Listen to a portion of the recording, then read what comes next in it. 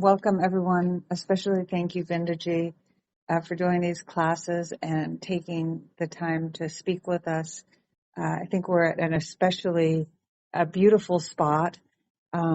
Just so that everyone remembers, we had the 13th class on the Taitareeya. It was on the 20th of December, so you can go back and listen to that replay if you'd like to be right with us. And we'll have the usual format. We'll have a class here with Bindaji, and then there'll be a question and answer period directly afterwards. And that the replays are also available on YouTube under Advaita Retold, or also you can look it up under the handle of Advaitic Talks, but the channel is now Advaita Retold. And thank you also to Prakash for helping here. We do what we can to support these classes and people being able to spend time with Bindaji, but of course it doesn't take nearly the effort and preparation nor depth of understanding that you have, Bindaji, and we're very grateful for that. Before we start today, I wonder if you could just, Bindaji, perhaps indicate to people, now that we're this far into this Upanishad and we're in such a important stage, if people haven't been with us through the whole thing, what would be the best aspects of it to review, or the best things to be aware of, so that we can really take advantage of the class, if you wouldn't mind.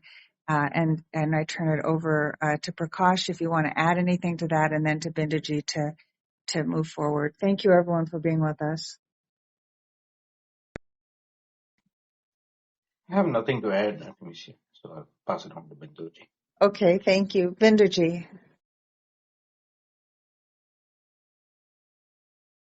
Namaste, Amishi and Prakash, and welcome all, and a very happy new year to all of you. Let us start the new year with the real message of Taitareeya Upanishad, which starts, but as a recollection, what has gone through in the Taitareeya Upanishad, I will just summarize that once I do my invocation. So to the invocation, Om Namo Brahmadibhyo Brahma Vidya Samvrataya Kartrabhyo Vamsha Rishibhyo Mahadbhyo Namo Gurubhyaha Shankaram Shankaracharyam Keshavam Badarayanam Sutrabhashya Kritau Vande Bhagavantau Punah Punaha Sadashivasamarambam Shankaracharya Madhyamam Asmatacharya Paryandam Vande Guruvarambaram Shruti Smriti Purananam Alayam Karunalayam Namami Bhagavatpada Shankaram Loka Shankaram Ishvaro Gururatmeti Murtiveda Vipakine Vyomavatyaptadehaya Dakshinamurtaye Namaha Om Shri Dakshinamurtaye Namaha Hari Om Shanti Mantram Om Sahana Vavatu Sahanau Bhunattu Sahavityam Karavavahai तेजस्विनावधीतमस्तु मा विद्विषावहै ॐ शान्ति शान्ति शान्तिः ॐ ब्रह्मविदाप्नोति परम् तदेषाभ्युक्ता सत्यम् ज्ञानमनन्तम् ब्रह्म यो वेद निहितम् गुहायाम् परमे व्योमन् सोऽश्नुते सर्वान् कामान् सः ब्रह्मणा विपश्चितेति तस्माद्वा एतस्मादात्मन आकाशः सम्भूतः आकाशाद् वायुः वायोरग्निः अग्निरापः अद्यः पृथिवी पृथिव्या औषधयः ओषधेभ्योऽन्नम् अन्नात् पुरुषः स वा एष पुरुषोन्नरसमयः Tasyedameva shiraha ayam dakshinah pakshaha ayam uttarah pakshaha ayam atma idam puchcham pratishta tadapyesha shloko bhavati iti pratama anuvak. So, in the Taitareeya Upanishad, second chapter, we started with the famous statement, Brahmavid apnoti param, means Brahmavid, one who knows Brahman, apnoti param means he reaches the Supreme or he pervades the Supreme. Tadesha Bhyukta, how it is to be understood is that Satyam Jnanam Anandam Brahma. Now the word Brahma, in English Brahman, or I will keep using the word Brahma again and again because that is how Sanskrit it is to be uttered. So Satyam, Jnanam and Anantam. These are the three adjectives given to Brahma. And one who knows Brahma with these three adjectives is called the Brahmavid. And such a Brahmavid attains the Paramam or the Supreme, which is Brahman itself. Now we found that the word Brahma itself is having a meaning of its own. Brahatvad Brahma, the one which is the largest or the biggest or the vastness, the ultimate in vastness or expansion or something like that. So what happens is that when we listen to any word, the word has got its own meaning. Pada padartha. That is what is the padam and padartha. Padartha means the meaning of the word or the meaning which it stands for. For example, if I say cow, cow is a word which is also indicating a padartha, means an object by the word cow, which is known to all of us, the animal cow. Same way, when we hear the word Brahma, is also a well-known subject, well-known name, well-known word, which indicates the vastness or the all-expansiveness of something. But what is it exactly is not known because the word Brahma is not a transactional word in the ordinary world. So what happens is that there are chances that we may take it like any other mundane stuff because we have got science, maths, physics, chemistry, or the subjects have got hundreds and millions of words and objects which are being indicated by those words. So this word Atma or Brahman also becomes one similar to that. So the opponent is asking Shankaracharya that if that is the word Satyadinam Anurtadi Dharma Nivrutti Paratvad, means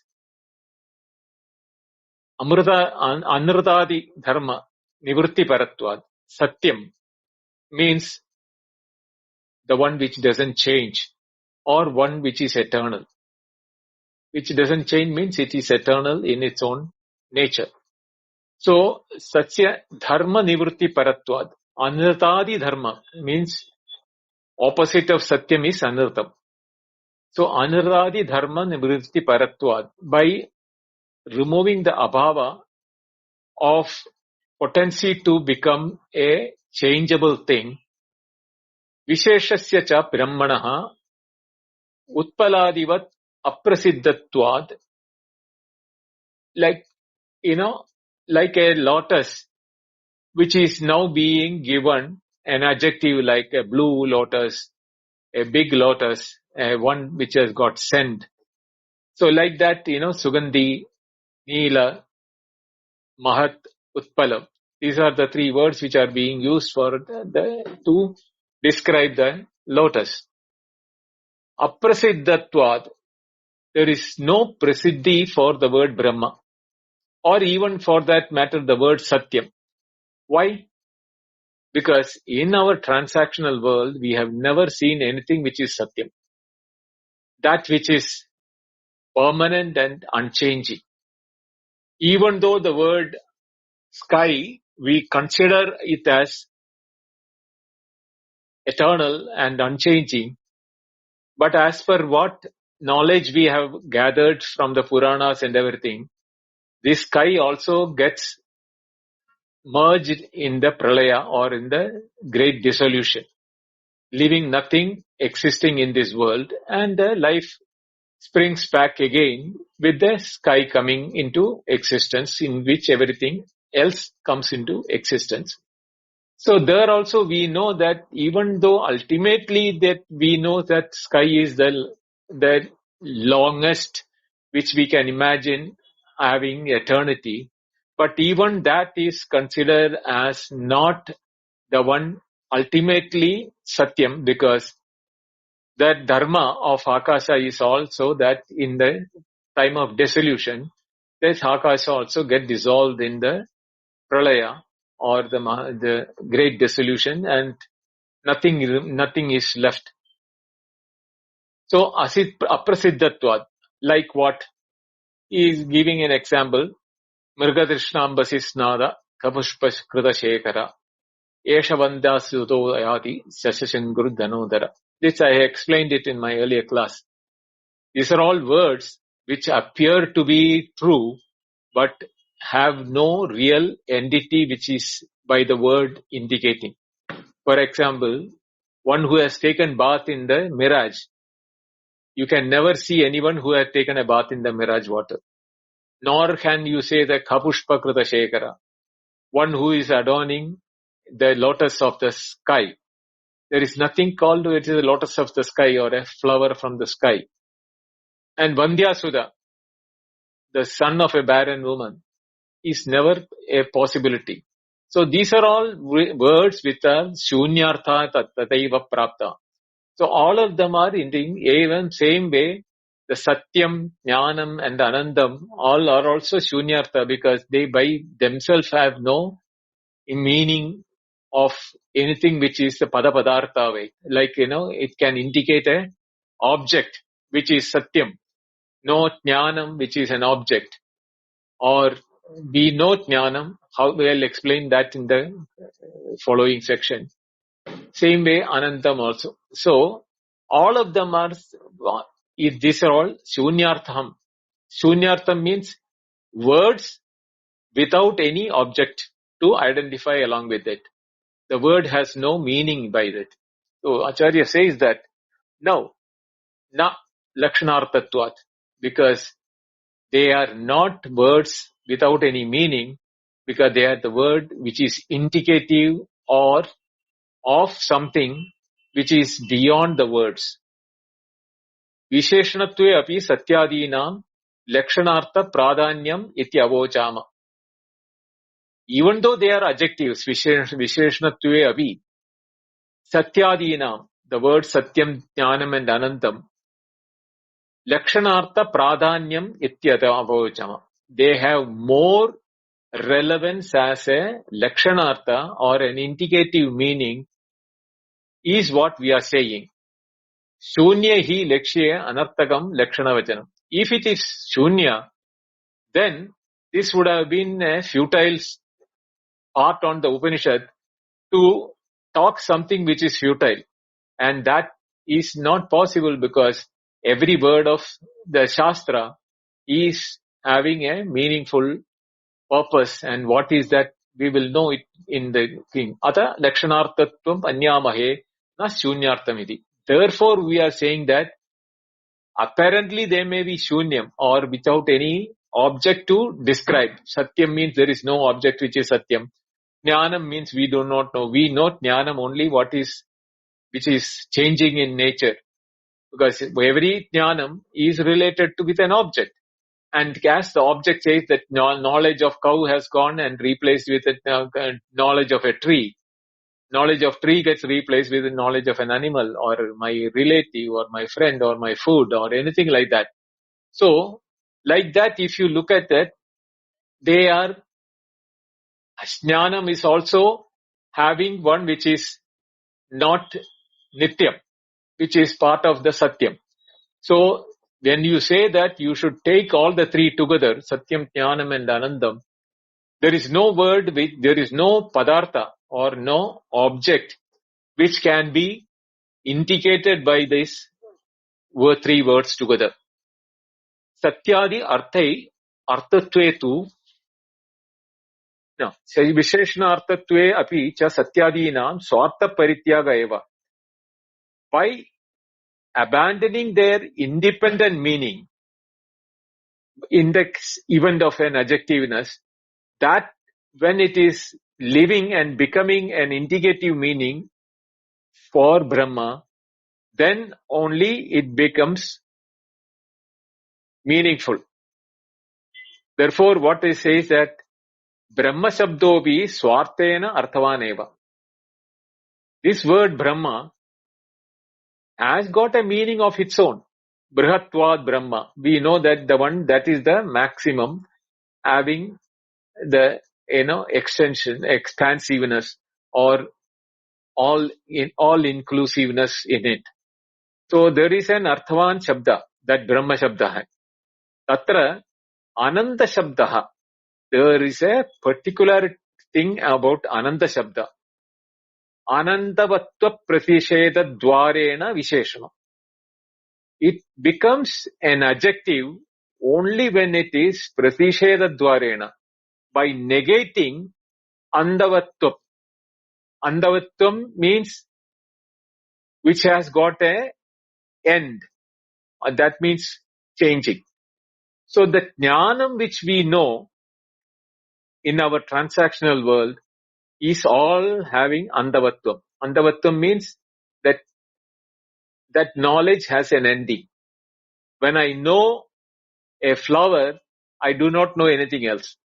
When I know a cow, the knowledge of flower has ended and the knowledge of cow has come. So there is a Andavatvam or ending for the knowledge, what we know in the transactional world. So, tasya pradisheda dwarena, by negating the possibility of changing nature of knowledge from flower to cow or to tree, that change is negated, pradisheda dwarena, then it becomes a visheshanam, what the word anantam. That which doesn't change, when it says anandam, means that which doesn't change. Now, when we explained earlier, we said that any sort of bifurcation or any sort of, splitting of the knowledge or the satyam or jnanam cannot be accepted in the word anandam. Here, another aspect is also being added by Acharya, saying that it is by negating the andavatvam, means negating the possibility of that knowledge which has an ending. When it is going from one object to another object, that knowledge is ending.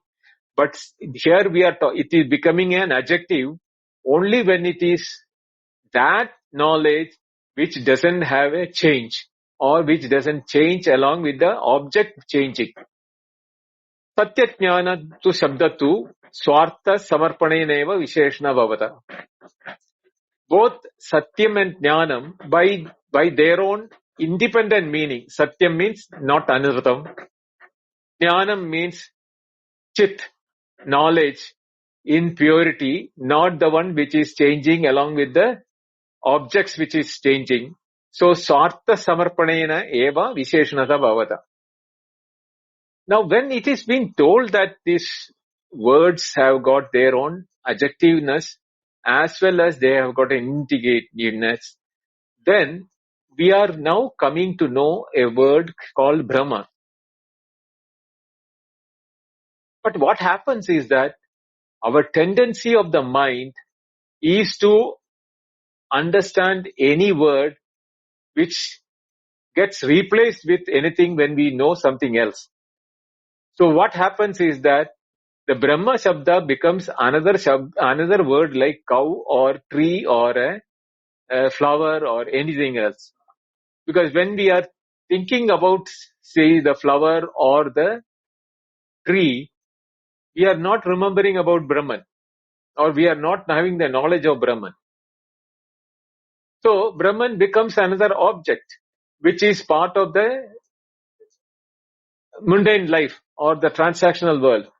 So here, if we are taking Advaita or the Shastra study, all the texts which is in the Dvaita, Advaita, Vishishtadvaita or anything, all of them will become similar because they have got Antavatvam, means because they will keep changing. But why should Shruti, an Upanishad, waste its time in defining Brahman as Satyam, Jnanam and Anandam, and the word which doesn't have an object which it can be valid both by adjective and the lakshyartha or the intended meaning. Therefore, the Shruti has a purpose in using the definitive adjectives with both adjectiveness has independent meaning to negate the opposite of them. But at the same time, when it's doing an intended meaning, it is taking you from the mundane objects to an object which is not experienced or not known to us till now. That is where the Shruti is now pointing us to this thing. But the problem here is that we are not familiar with such a situation or such a knowledge where the integrated one is not in our transaction. At the same time, it is an object which we need to know. We have never been able to do that, and it is with the mind only we can know it.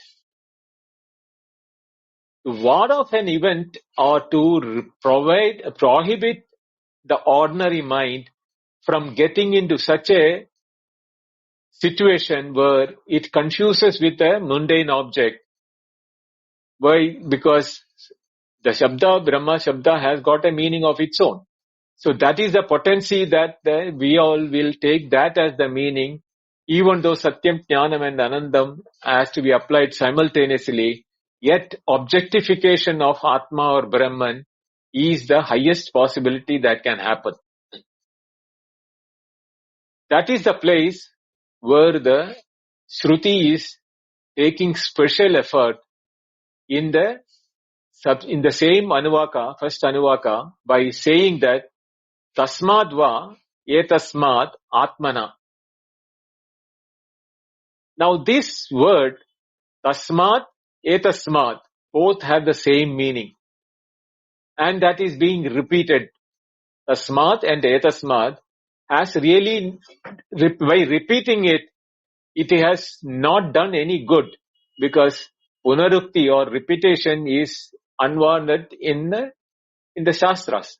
But when the Shastra wants to hammer upon a important aspect, it repeats the words, so that the attention of the student is caught up. That what is this? Why is he repeating? Suddenly, whatever he was imagining as Satyam, Jnana and Manandam, as Brahma, as an object, which he may even think in his wildest of the imagination, that will get broken up. That individual will not be able to immediately conceptualize Brahman as an object or as a knowledge. In the yesterday's chat or in the room, we had Tara asking this same question. I know Brahman, but how does it differ from what the Shastra is saying. This is exactly what I told him.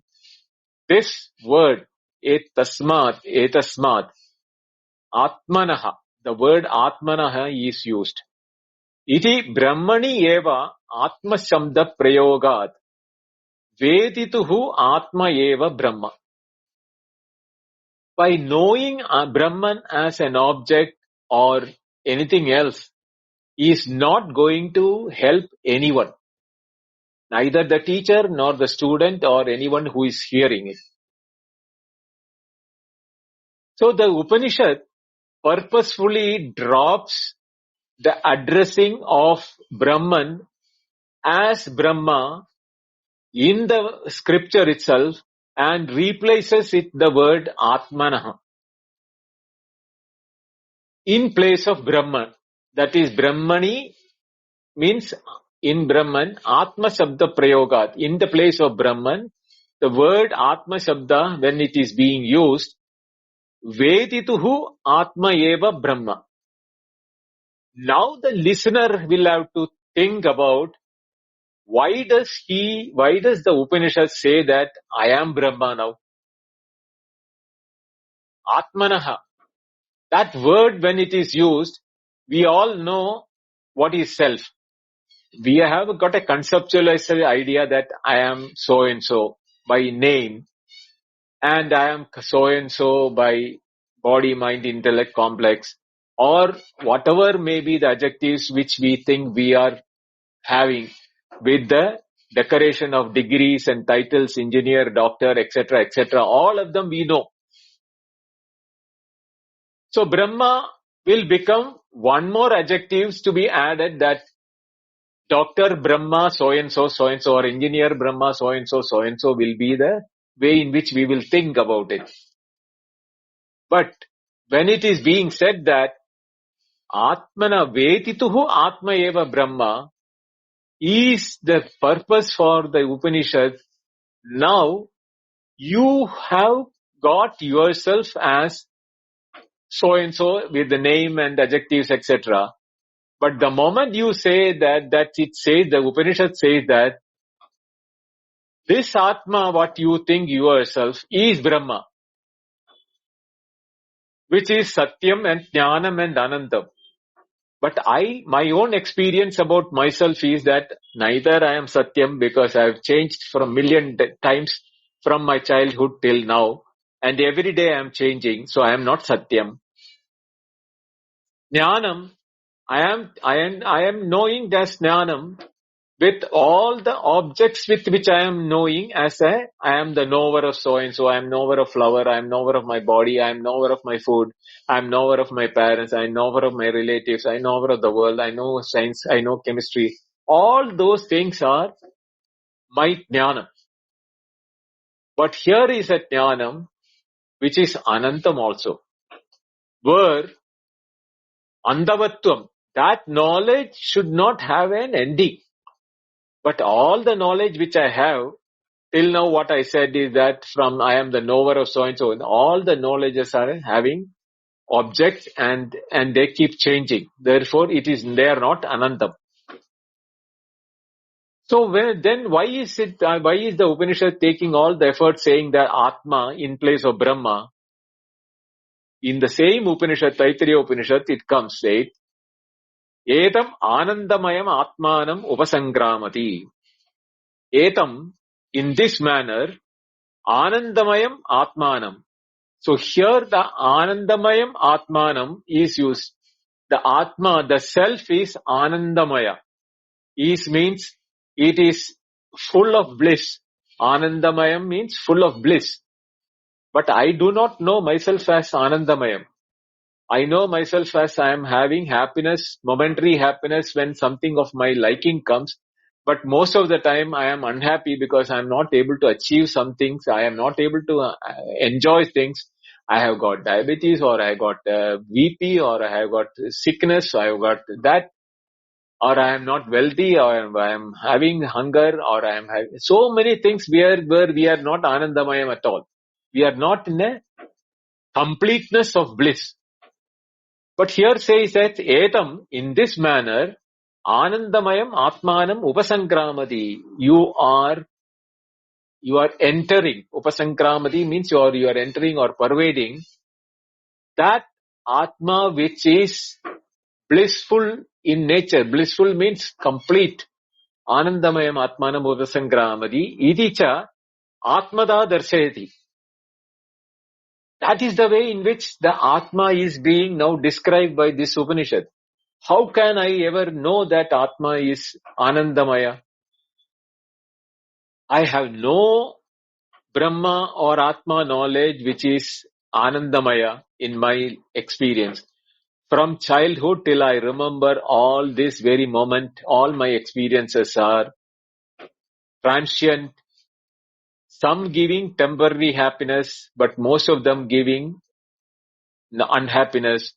And as my age catches, the body is becoming subjected to changes and sickness and decay, death. Everything is waiting for me.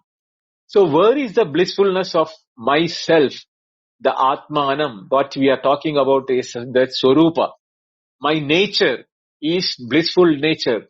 I have never enjoyed it, even if it is my deep sleep, but that is also temporary in nature. I am not permanently in deep sleep so that I can say I am blissful in nature. I am immediately thrown into waking and dream. Therefore, all that also is not in the happiness. So what way is this? Only when we know our true nature by the Avrita Chakshu Amritatvamichan, that Kathopanishad mantra, or that only when the Upanishad words are to be taken as indicating of our true self, not what we think, netam ititam upasate, not what you understand as what I am. That way, if you think is, then there is nothing which can be adjectified with the adjective Satyam, Jnanam and Anandam, nor by the intended meanings of Satyam, Jnanam and Anandam. So when the Upanishad is taking the word Brahma replaced with Atma, any amount of external tendency of the knower, of the one listener, to look for an object of that nature in the world outside is being curtailed, and the Upanishad is asking you to look inward. Therefore, tasmat atmana, when that mantra is being told, akasha sambodha, the sky emanates from that. Now, when that statement is being made by the Upanishad, we know Brahman as Brahman, Sagunam, Parameshwara, or Vishnu, Shira, Maheshwara, all those things we know. But when it is Atmanaha, that is my Swarupa, I am not able to understand an Atma which is blissful in nature, which is Satyam in nature, which is Jnanam in nature, which is Anandam in nature. So because of all these things, now the listener will have to think, why did the Upanishad talk about the word Atmana? That stunning of the mind happens when you are the one which is Tasmad Etasmad Atmana Akasha Sambhudaha. What is being told is from Brahma, the creation is taking place, will now has to be taught how the creation is taking place from my own self also. I am creating my own world is what I heard it, but I never understood what I should be looking for. So Akasha means, what is Akasha? The space. Avakasha Dhatra. That space is that quality which gives anything and everything to appear in itself. So from Brahma, Akasha Sambhuda, we will again start thinking that, oh, there is something called Brahma up above in the sky, and that Father in the heaven, or the God in the heaven, or the the creator in the heaven is now creating the space in which, including the world, the cosmos, the planet, galaxies, the earth, and everything in the earth, including all the objects are being created. I am not included. I am thinking from the world, from the creation, from the Brahman only. But when Upanishad says that tasmat atmana, therefore, from the Swarupa of Atma, of myself, and Swarupa of Brahma, are they one and the same? Is that what the Upanishad is wanting me to know? Tat praveshascha, to hammer upon the idea, the same Upanishad, in this Taitareeya Upanishad, it says that tat trishtva tadeva anupravishyat. Having created the space, every object having placed in the space, tadeva anupravishyat. This Atma, this self, now enters each and every atom of creation. That means that is the Atma which I am also experienced as myself, is now I should be knowing as the same Atma which is entering in every atom of this creation. After having created the space, everything inside the space, and inside every atom or every creation, it itself entered. Tat trishtva, having created. Tat means that Brahma or Atma. Trishtva means having created. Tadeva, that itself. Anupravishyat means pervaded the creation. See, this aspect of that creation is now mind-boggling, and therefore I don't know who I am. Whom I thought I am till now, I cannot think, because if I have created the objects of the world, having created from deep sleep, if I am waking up, I have to create the space where I have to be present. My presence has to be supported, the substratum in which I have to present myself or be there has to be there before I come into existence. So the I-ness or the individuality needs the akasha or the space in which my individuality can be placed. And then in that individuality, I am entering as myself. Therefore, I start saying I am. It is the same way Brahma, having created the space, created everything, including me, in the space, and that Brahma has entered in me and in all the objects of the creation. Now, when it is said that it is entering, having this thing, then the question will come, is it that I am like a bird has created a nest and I am entering a nest, or a burrow has been made and the ant is entering the hole? Or is it anything similar to that? So, the Shastra says no. Ghadakashavat.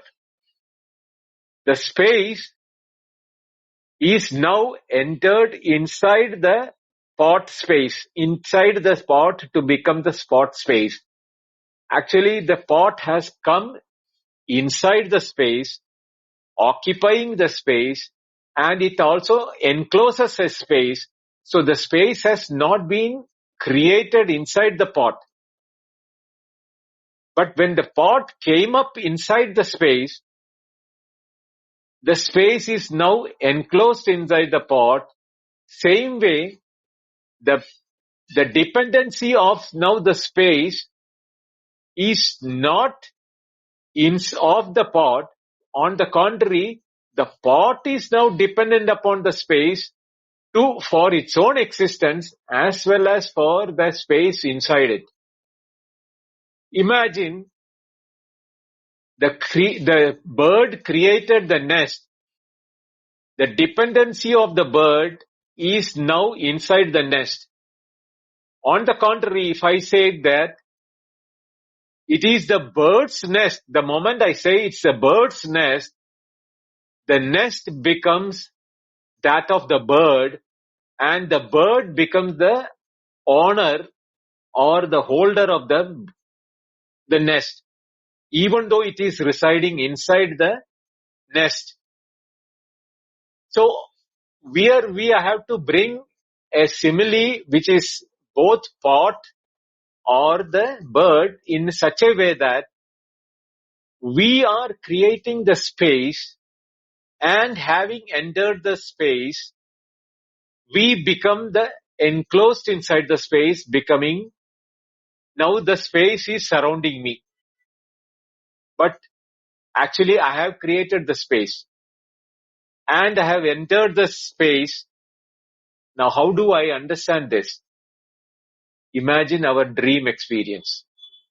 We create the dream world, the space of the dream, and then we are entering the dream as a dreamer inside the space created by me of the world of dream, and therefore the world is now supported by the space which is created by me.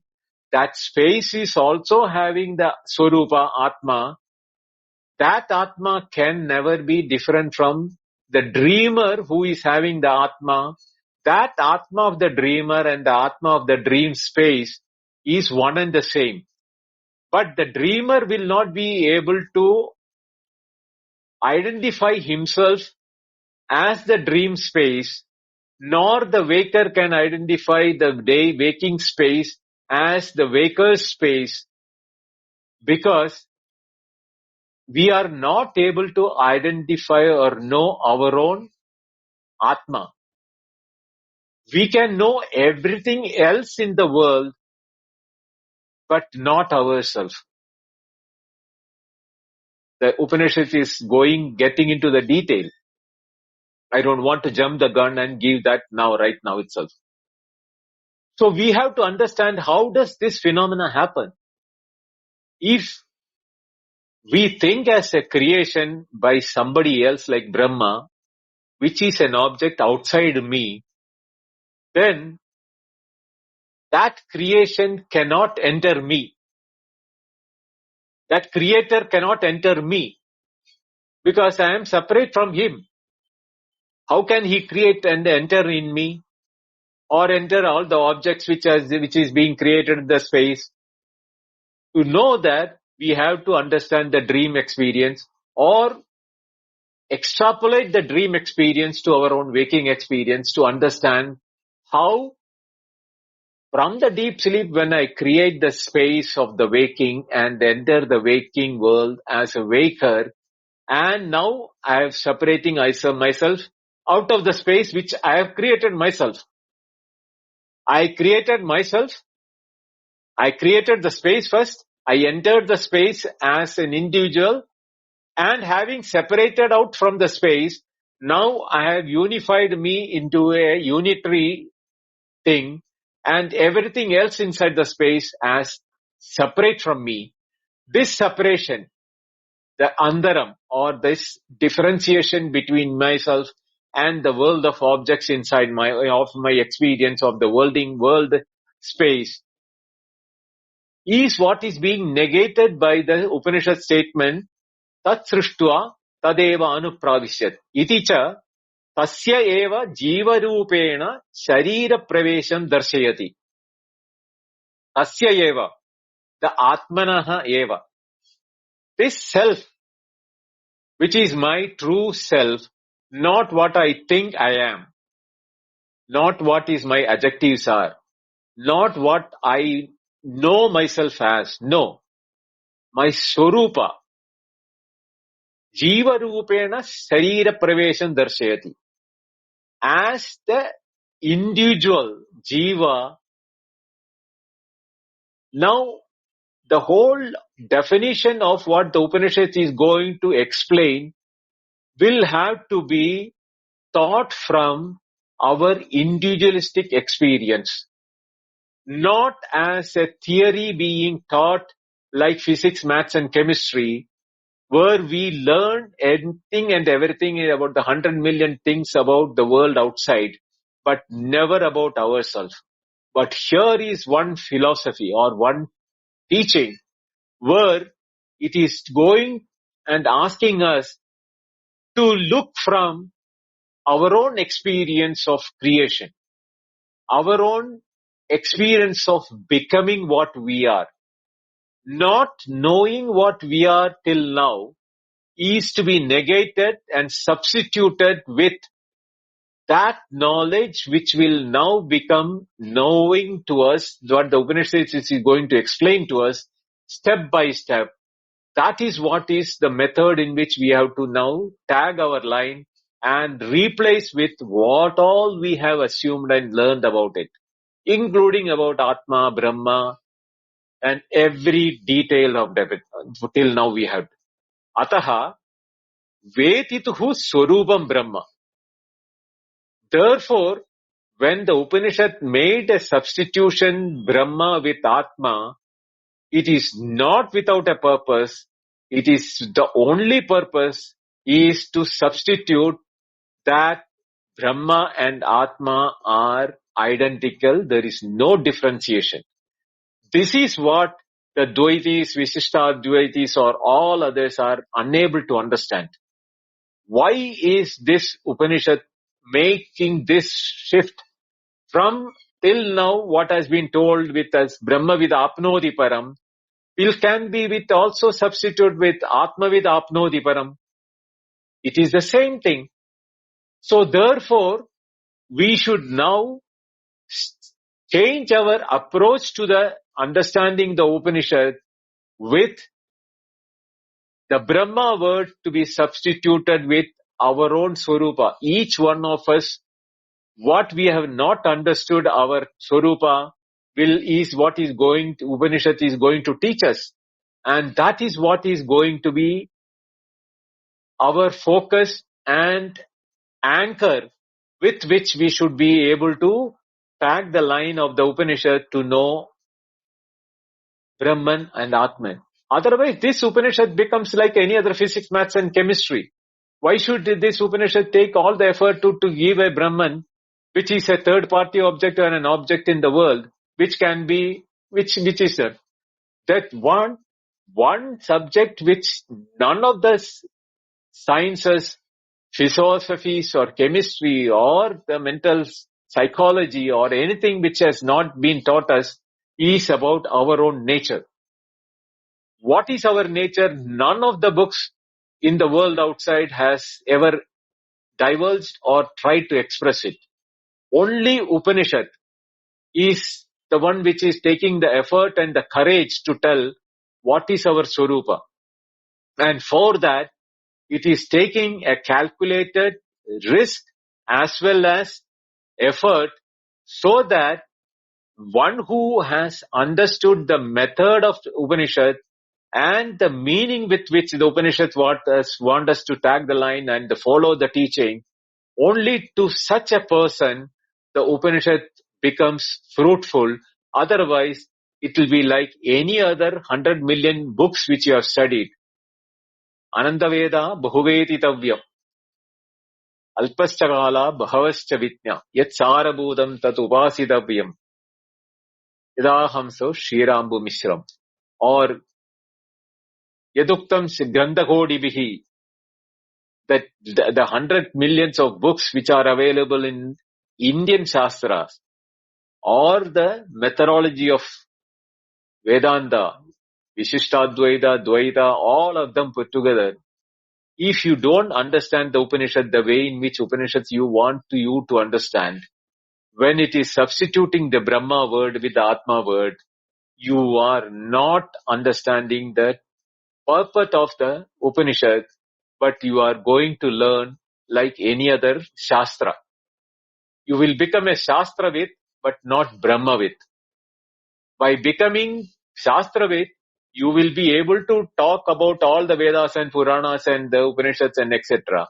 But that would not have made any effort, any change in the individual, nor will he be able to talk about it, which can make change in others. Because when he is not understood, how can he make others understand that? Therefore, you have to understand what the Upanishad is wanting us to learn. And if you learn this the way in which the Upanishad is teaching us, then only the Upanishad become fruitful. Otherwise, it is, the Upanishad itself says that, na jnanena pravachanena ananda shatena, all those things, pravachana, all those things become futile because jnana can be attained only by the means of knowing it as Upanishad is teaching us. So when Brahma word has been replaced by Atma, it is not an error on the side of the Rishi. The Upanishad wants us to understand it from our own nature, our own Swatma. This is what is called Swamshigaranam, which I keep on telling that. Think it is talking about us, not what we know us about as son of so-and-so, father of so-and-so, or degrees which we have acquired in our life, nor we think about as our age or sex or location or the country or anything of that. That's all adjectives given to the body. We are not the body. We are knower of the body. So therefore, we should know that our Atma or our Swarupam is what Brahma is being mentioned by the Shastra or the Upanishad, Taitareeya Upanishad here. So the opponent, the opposition or the Purva Pakshi cannot wait. He is not ready to accept this statement. Evan Tarhi, now he says that if that is the case, Atmatva Jnana Kartrutvam. I know Atma as a Jnana, Jnata. I know this, I know that, I know myself, I know my experiences. Everything is known to me. So when the Satyam Jnanam word is used, Jnanam is also a word with a verb of knowing attached to it. Therefore, Atma Jnata iti hi prasiddham. So the Atma which I know, where the word Jnanam can be applied, that I am the knower of 100 million things in the world.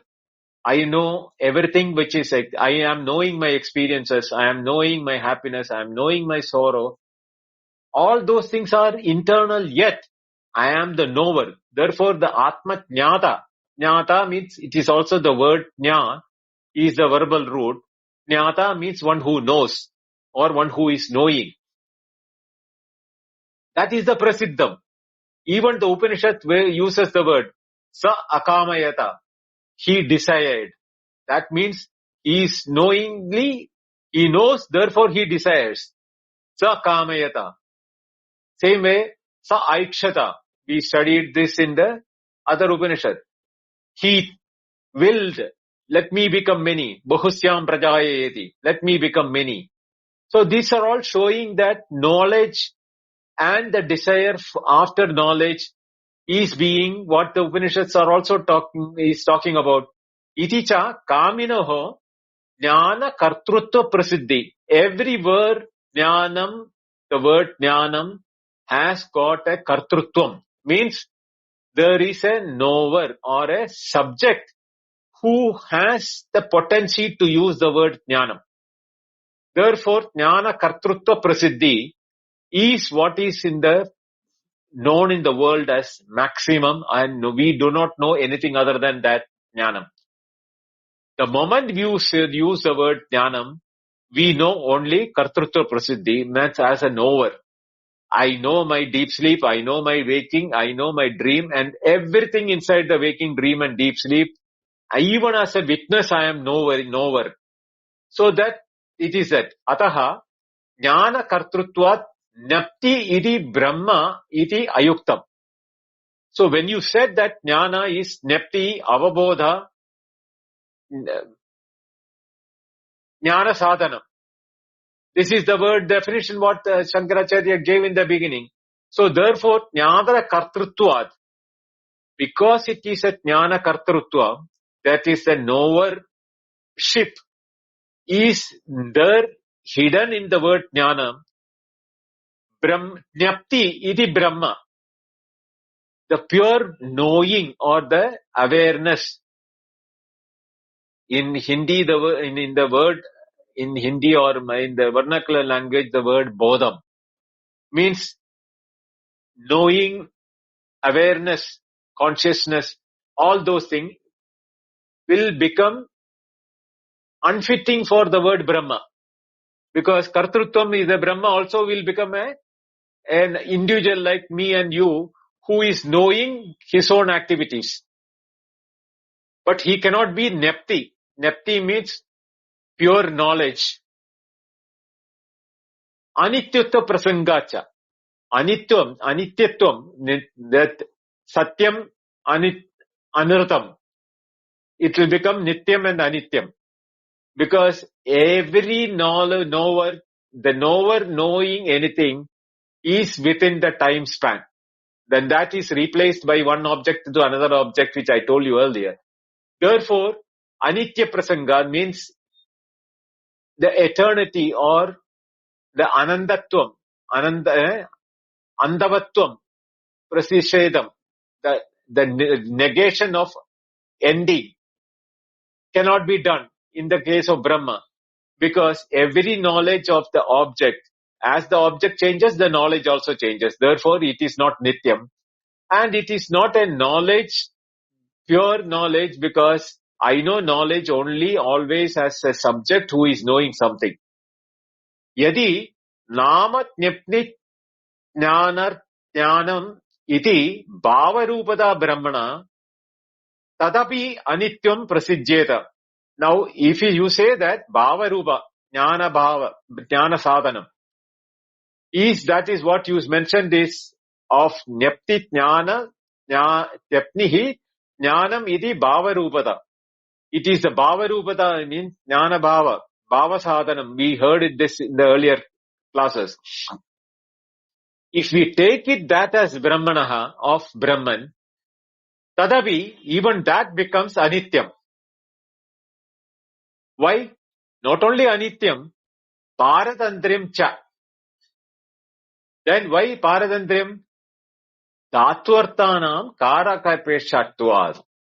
Now here comes a different subject altogether. He is taking the question in such a way that ordinary people will never be able to understand. The reason because is that now he is bringing the technicality into it. By bringing the Dhatvartha Karakapeshatvad. For example, the word kr, do, is the verbal root of do, is kr. Karoti means doing. Kritaha means one who has done. Kritva, having done. Akrita means what that cannot be produced. Like that word kr can be used in million ways. Actually speaking, in the calculation done by Hyderabad University, one dhatu kr can produce 2,064,000 words, which has got independent meaning. And Sanskrit has got 2,270 verbs altogether, the verbal roots, from which each word can produce 2,064,000 odd forms of the activity. And all of them are called Karakapeksha. Mean, for example, Karta means subject. Karma means it is object. Karanam means it is an instrument for action. Like that, you can bring in any number of number of things with the word one. So the word jna, dhatu, which is from which that jnanam, nyapti, avabodha, all those things which are coming is from the word jna. So karakapesha, when it comes, it is dependency on other things. Like karta is depending upon the subject who is doing it. Here the jnata becomes the one who knows about it. Jnanam becomes an object which is known. Jnanam can never be an objectless knowledge. Therefore, it is become a second case. Jnanam is an object. Jnanena becomes an instrument. By knowledge, you achieve something, or by you do jnanena, ajnanam nashyati. That ignorance is destroyed by jnanam. Like that, jnanam cha dhatu. If you take that dhatu has an artha, means every dhatu, means every verbal root has got a meaning. Therefore, if it keeps on changing, therefore the Brahma word also will become anityam if you are using word nyapti, and paratantram because karagam depends upon the case under which it is coming. This is what the opposition has now made an objection. Now this objection is dealt thoroughly by Shankaracharya, but it is a highly technical aspect which I will do my best to make understanding. Those who have really listened without any interest in learning have fallen asleep, or they may have listened it with like listening to a podcast or a news reading or anything which is in a passing remark which is being heard. But if you are listening that this is needed for understanding your own nature of your own swarupa, then only that explanation will become meaningful, which I'll be taking in the coming Wednesday's class onwards. So, listen to today's lecture, be prepared with all the preparations which I have given you in today's class, and when we start, how Shankaracharya is going to take on this objection by the opponent, once we understand that, we will know how to know ourselves, yes, as Nepti or Avabodha, or how we are to be understood as that Swarupa, Bodha Swarupa, nature of knowledge. Of our nature is that of knowledge without a subject and object or any of the instruments related to it. I will deal it in the next Wednesday's class. So let me stop here.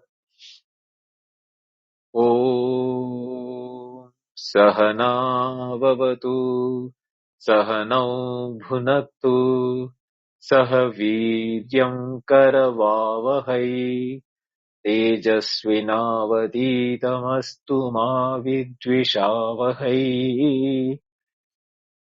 Om Shanti Shanti Shanti.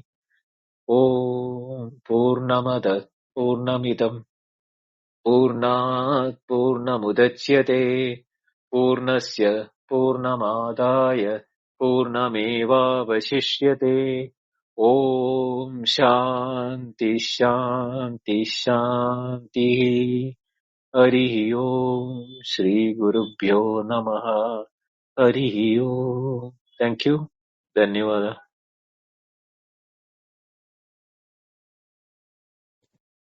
Thank you so very, very much, Bindaji, and everyone who's been here to participate together. This is really excellent, the direction we're going, and so appreciate it. We'll move into the question and answer now, and in a moment I'll open the chat and the hand raising, and anyone's welcome to come up and discuss what was brought forward in the class today or the earlier Taitareeya classes, and we will have the Sunday Q&A for more general Advaita. We are having that this week. And also just to remind people who are following just where we're going with this Upanishad, we have the document above with the mantras that Bindaji created in Sanskrit transliteration and English, and then we have a translation of Shankar's Bhashya on this in the top of the chat, and chapter 2 starts on page 301. So anyone who would like to come up, just one moment. I did have one thing that I wanted to say, and that is a couple months ago, Bindaji. Well, I put hand raising open if anyone wants to raise their hand, and in a moment I'll open the chat. In passing, in answering questions a couple months ago, a couple times you used the phrase the process of creation. You have to know the process of creation. And I thought of that when you were talking today, because I remember I asked you something about that at the time. And the other thought that came to my mind, if you care to comment on any of this, is I've noticed over time you use the word Brahman predominantly, but there are plenty of times when you use the word Atman when you're and it's clearly very intentional, and I think it has to do with different times when you're wanting to. It's appropriate to impress exactly what you were talking about today. So I really appreciated your clarity. Would you like to comment on any of that, and then Prakash and anyone else? But I really appreciated it. See, the process of creation is very important in Advaita. The reason why it is important is that when we look outwardly as a process of creation like Big Bang and etc., what is the benefit for me? Am I getting benefited by knowing Big Bang? Am I knowing benefited by any of the things which is happening in the world? Whether I am there or not, it will happen. But what is the necessity for me to know the creation? Why is scientists trying to find out the origin of species or origin of life, origin of the world, origin of the universe? Why are they doing it? All these things are being done thinking that there will be a trace available in the creation whereby they can trace it back to the origin of creation. But our rishis have found that if I am also part of the creation, why should I look outward for an answer? There millions of things are there. Where will I draw a conclusion? So they went the other way around what the science is doing today. Not because they don't want the science to process or anything. They are accepting science. It has got its own place. It is a place where it is doing very well. But they are not in opposition with that.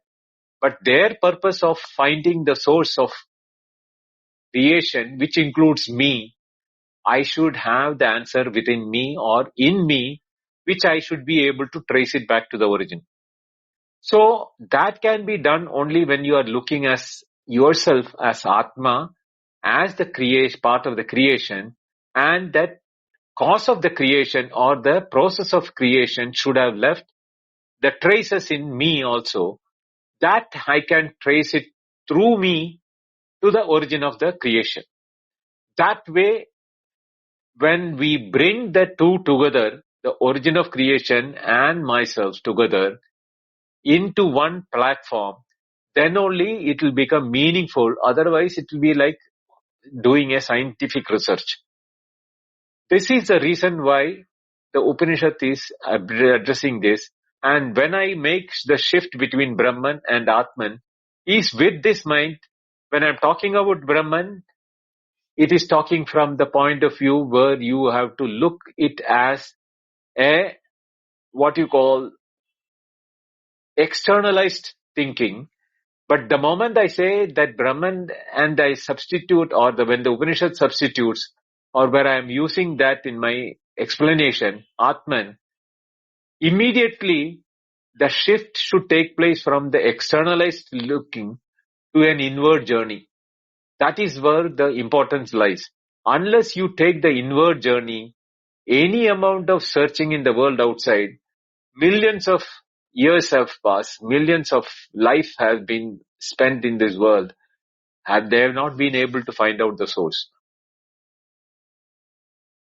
The only way you can find out is within yourself, because you are also very much part and parcel of that creation.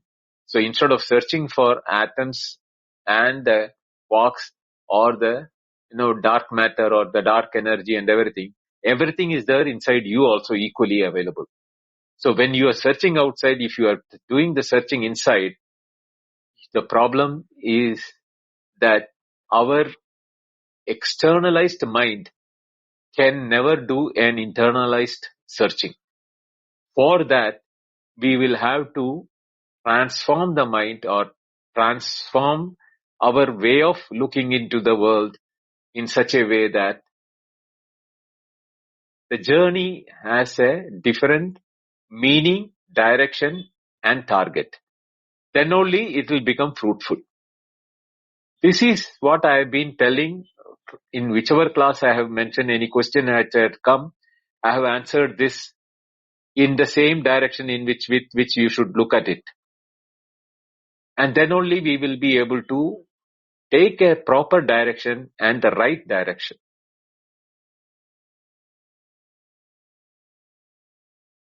Thank you so much, Binduji.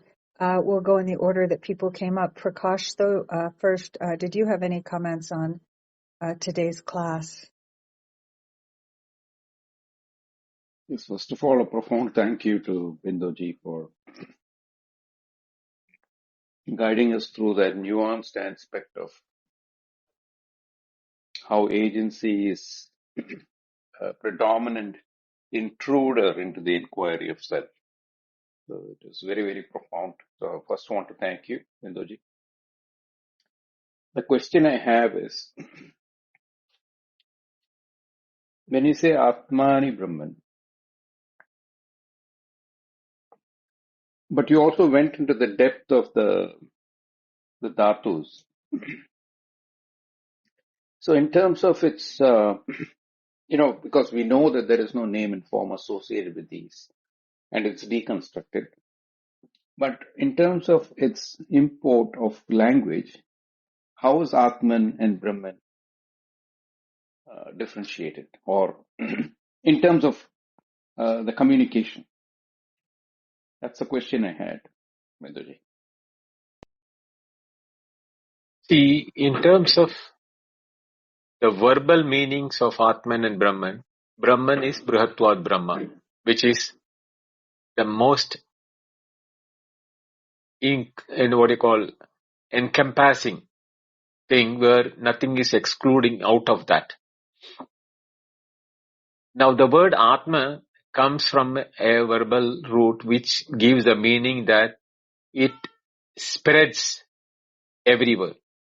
Now both apparently has got verbal roots which are different. One is which tries to include everything.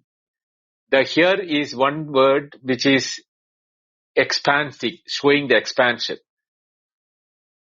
So apparently they may be having a different verbal meaning, but the intended meaning, if you look at it, one which can expand everywhere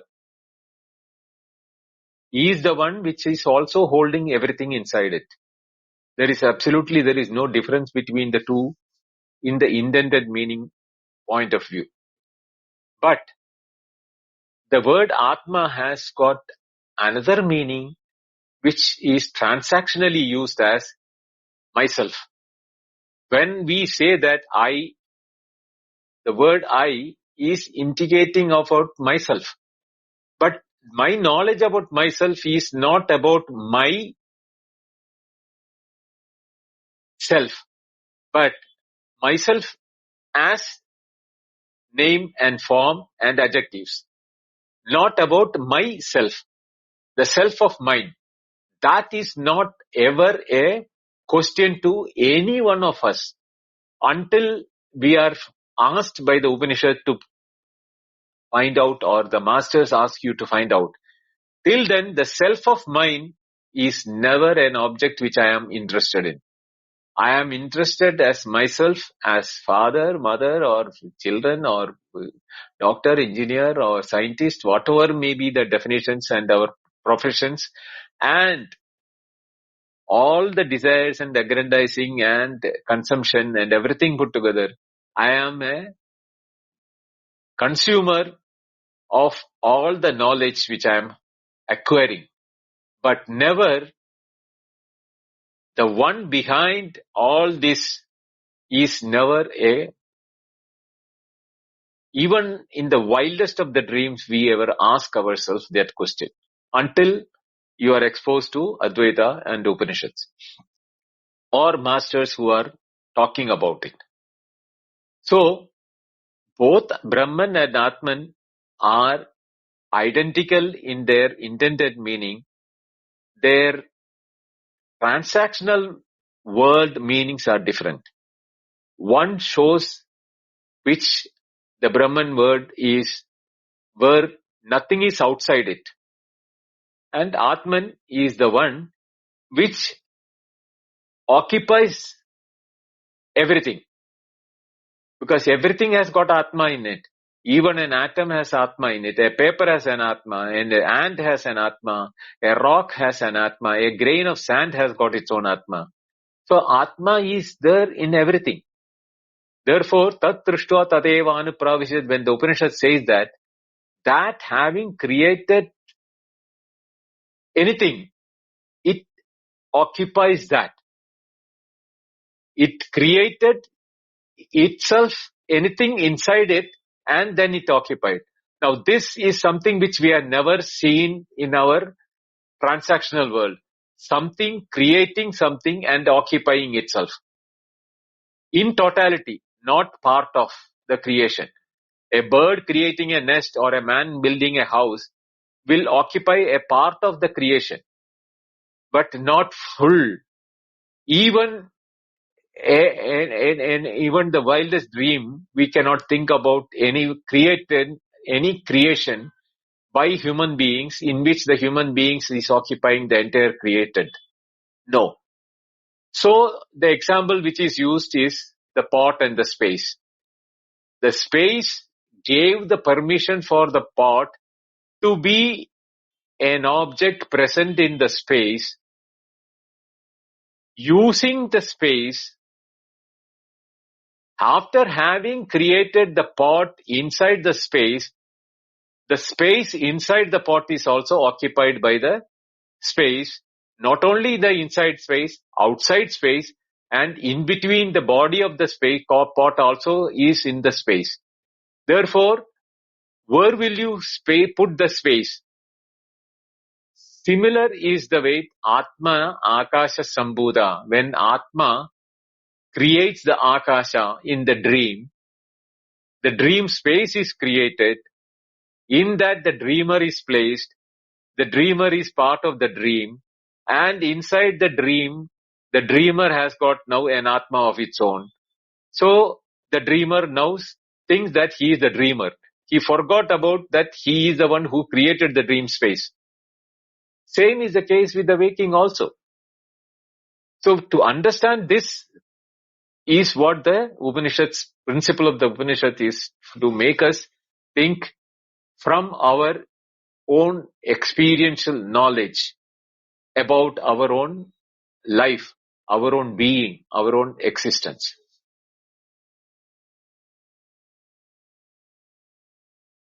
Thank you. Thank you, Binduji. That was very clear. Yeah. I'll pass it on to Vivekji. Thank you, Prakash. Vivek, welcome. Thank you, Artemisia. Am I audible? Yes, you are. Yes, Vivek. Bindoji, namaste. Namaste. Happy New Year to all. Prakash, Thank you. Happy New Same Year. to you. Yeah, to all those who present here, Happy New Year.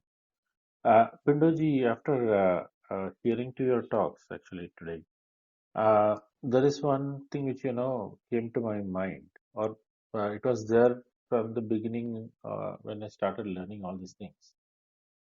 A kind of a talk which you had given today is making me think in such a way that the end of this is you are trying to grasp something which is not in your hand. And next is, you as a jiva, you are trying to embrace this as a reality. Now there is a small gap between reality and confusion, or maybe unreality, we can say. Now when you really talk about this, are we talking about the end of experience today? If that is the case, then I don't know. Then how can we put this forward? Is one of my question. Second question is, we have been dealing with this Upanishads and Kevala Advaita, Shankaracharya's Advaita, and there we are saying that everything is pivotal on me, and that me or I, that I have to see, or that I have to find out. Now, if that we are trying to find it out, again, when we are coming through Upanishads towards the Kevala Advaita, what we are seeing is end of an experience. Now you have said it is very critical that when we are talking about Advaita or Upanishads, creation is discussed uh, in breadth. So my question is, if this has been the thing that I have been discussing, uh, how will you correlate with the creation, and if what I have said as non-creation or a non-experience level of thing, how can we correlate this? I had a slight confusion on today's lecture. That's why. No problem, Vinod. This is exactly what the Upanishads want us to. It is now at a juncture where it is destabilizing all our previous imagination, knowledge, and understanding about what we thought we knew about Upanishads and the process or answering. It is an experience which is an end of all experiences. Let me put it that way. Yat jnatva sarvamidam vijnadam bhavati. That word of Mundaka Upanishads comes right as an experience. Yat jnatva. That knowledge which will put an end to it, all the objective knowledges. Here is in the next 2-3 classes we will be discussing Vijnadur Vijnade Viparilopo na vidyate avinashitvat. The knower can never know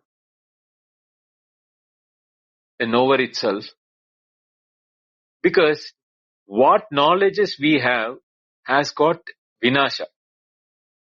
Even I told you, when you know flower, we don't know the cow. When you know the cow, we do not know the flower. But here we are going to get to a knowledge which doesn't change even when we are experiencing many things. That experiencing of many things will be in a different light of experience or knowledge. That is why the Mundaka Upanishad says, Yat jnatva sarvamidam vijnadam bhavati. That time we are not knowing the object. The experience of knowing an object today is, I am the subject, I am having an activity of knowing, and there is an object to it. But once we know the subject as what it is, this Upanishad is teaching is, then my knowing of an object is not as I am subject and that as an object, but that as same as myself.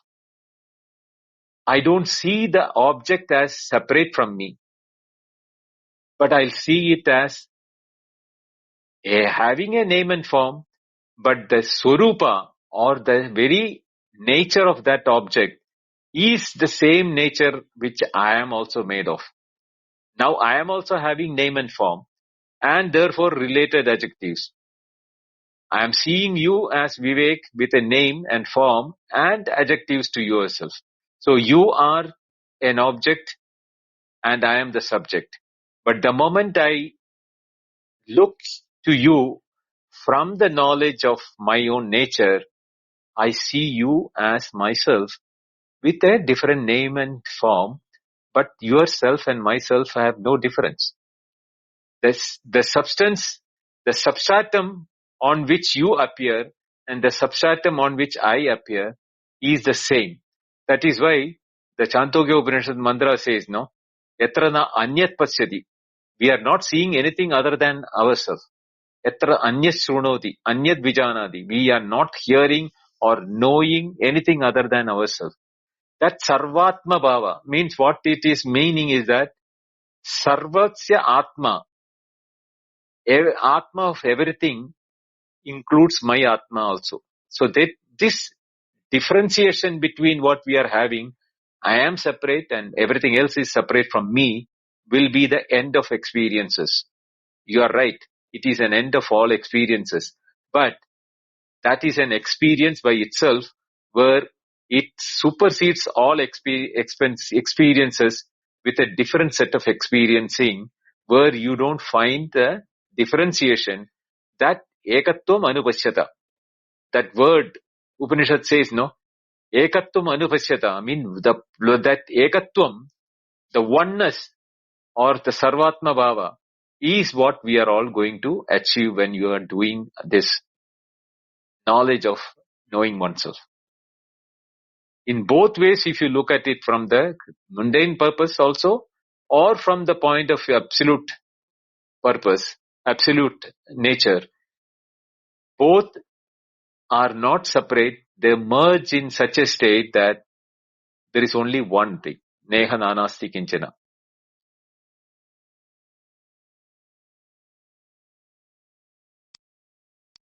Okay, thank you, Binduji. Nice way of expressing it. Yeah, thank you. Binduji, I went ahead and closed hand raising because normally we end about now, but we have two people. Shall we go ahead and take the time that they need, or do you prefer to push that to Sunday? No, we'll take Venkat and Ganesh today. Yeah. We can push it to Sunday, but there's no hurry. Unless it's okay, then Venkat, you can come on Sunday. What about Ganesh? Yeah. Yes, Binduji. I just wanted to tell you that I must listen to this once again or twice, because tasmat etasmat has to be digested to a large extent. And only one small question is that even in Jnana Kartrutva, I am present. Therefore, since Jnapni is Bhava Rupa, it has to be experienced only through the Swamshikarana, by making the Anushtana of Swamshikarana. Am I right?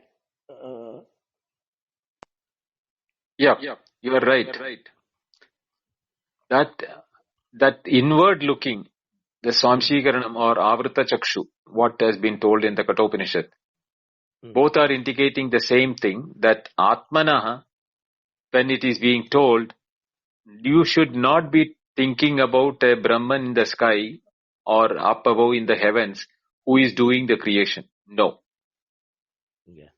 That aspect has to be set aside, that it is because tat srishtva tadeva anupravishyat. Having created, I am now nothing but Brahman only. Because if I have been created and it has anupravesha in me, then I should be experiencing what Brahma is experiencing. But I am not getting that now because I am thinking myself separate from the rest of the thing, which I was telling to Vivek. That separation, that idaramantaram gurde adatasya bhayam bhavati, in this Upanishad it will come. So all those things, we have to take it as that this Upanishad is asking us to not look outward for answers, but to look inwards. That is what is called samshikarana. So everything takes a perfect leap after tasmat etasmat atmana iti brahmana, isn't it? Yes. Okay. But the next class Thank you. will be more technical from the point of view of Shankaracharya's explanation. But those who are understanding and enjoying it are the people who will be able to turn inward and look for the answer within themselves.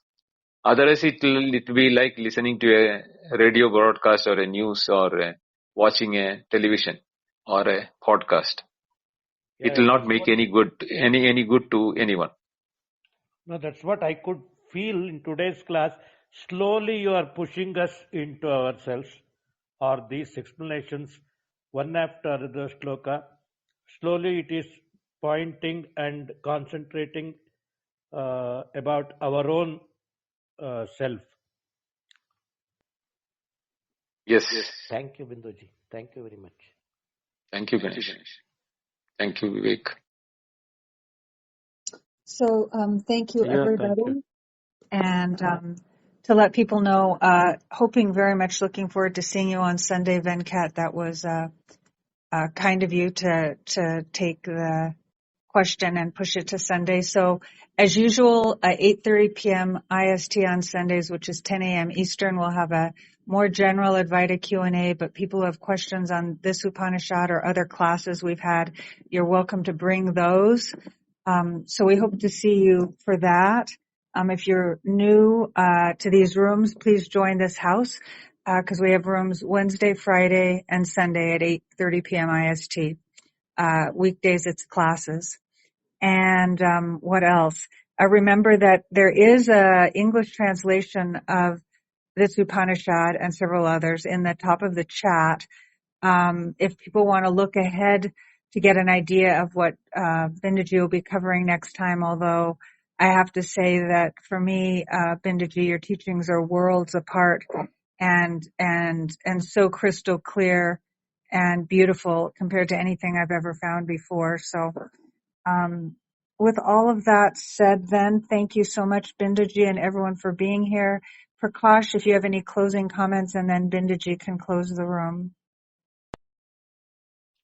Yes, just to keep the thread alive, for how we've been doing this sadhana, from a sadhak's perspective, is this, we're shifting a lot more into, as I understand, more into manana, to hold this wisdom as we go forward into the depth, as Binduji always reminds us. So I just want to thank Binduji with a lot of gratitude for having guided us into this very profound state of manana. And hopefully we will follow with him, keep up with him, the strength of attention that one needs to go into this. With profound gratitude. Thank you, Binduji, and thank you everyone for coming. And see you next class. Thank you, Atmishya. Thank you, Prakash. Yes, Vivek. Binduji, I just wanted to know this. This Taitareeya Upanishad, I think you have touched upon Brahmananda Valli today, correct? So how are you taking it?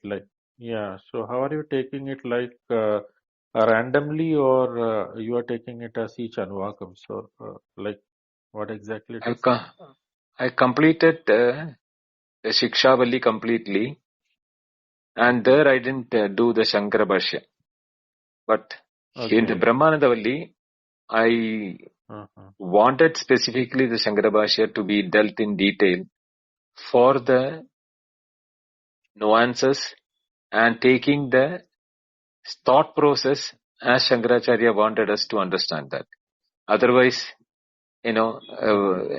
English translation would have been good enough for this thing, but I just don't want to do that.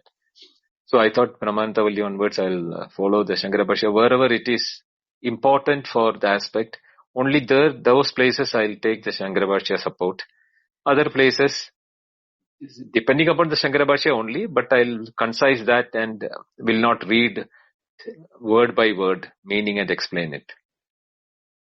No problem. So it will be like a random thing that you will be doing, correct?